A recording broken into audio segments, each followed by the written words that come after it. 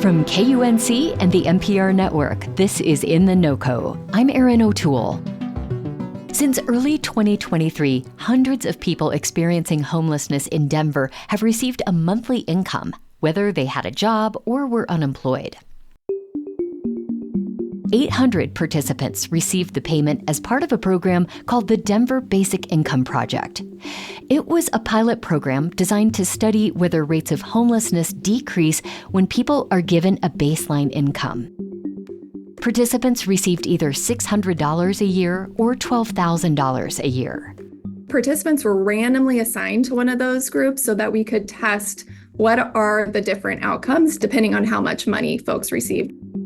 That's Katie Calhoun, who served as a research lead on the study and advocates for guaranteed basic income.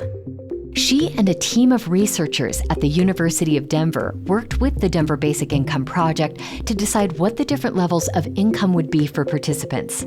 And then her team interviewed recipients on how it affected their lives to receive a guaranteed income of, say, $1,000 each month. $1,000 a month is not enough to live on, but it might be enough to supplement additional income. The money came from a combination of public and private sources, including $6 million from the office of Denver Mayor Mike Johnston. But the mayor's office recently announced they plan to end their funding of the project. A spokesperson pointed to disappointing results documented in a study of the program. So what were those results? And did the basic income payments help the people who received them? Katie walked us through some of her takeaways from this study.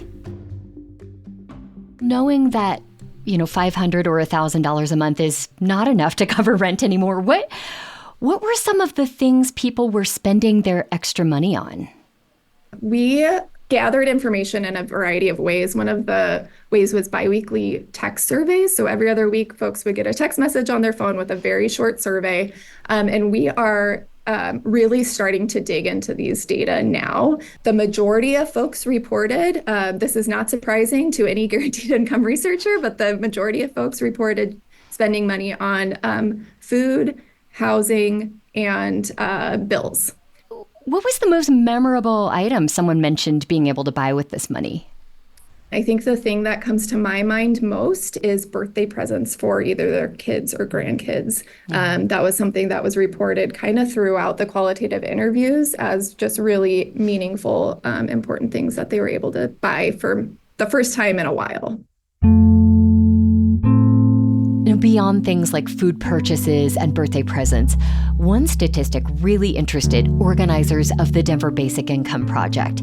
That was the percentage of participants who found stable housing after receiving a guaranteed income.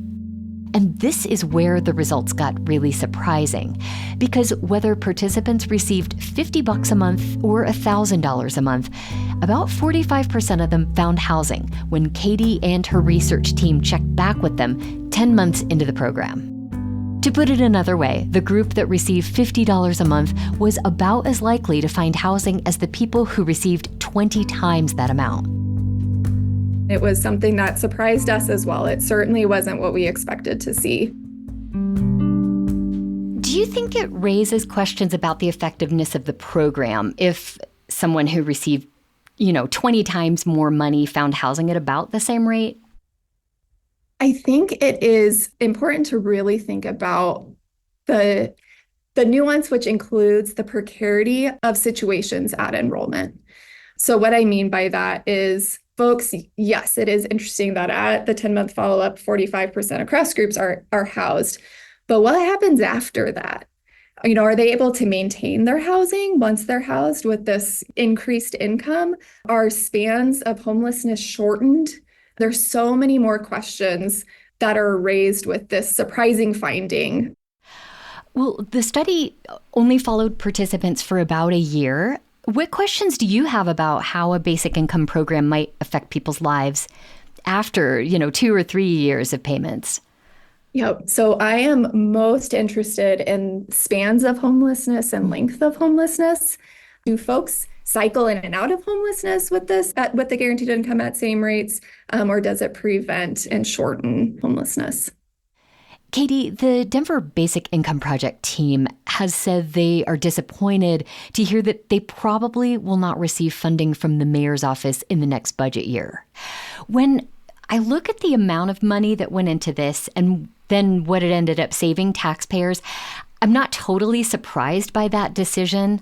The project cited $590,000 in taxpayer savings from things like hospital visits and public programs, but the project received $6 million from the mayor's office, plus support from foundations and donors.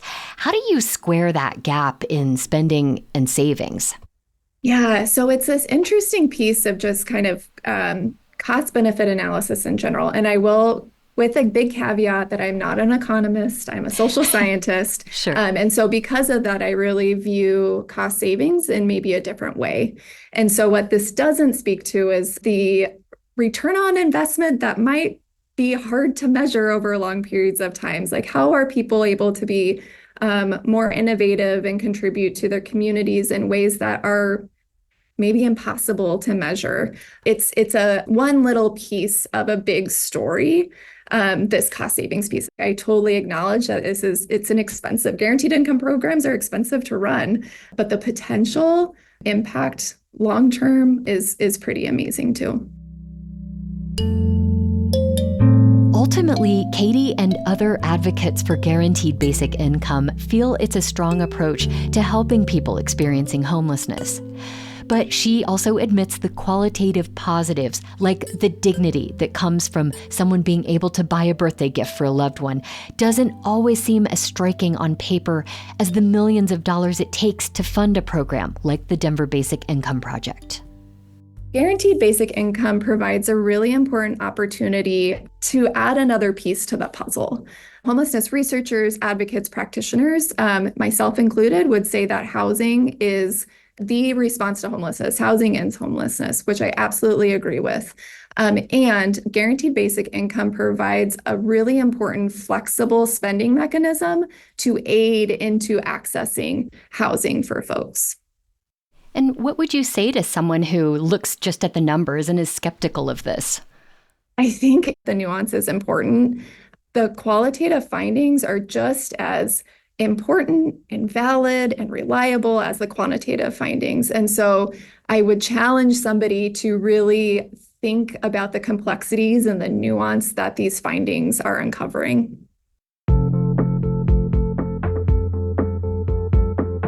Katie Calhoun is assistant professor at The Ohio State University and was a PhD student at the time of the Basic Income Project study.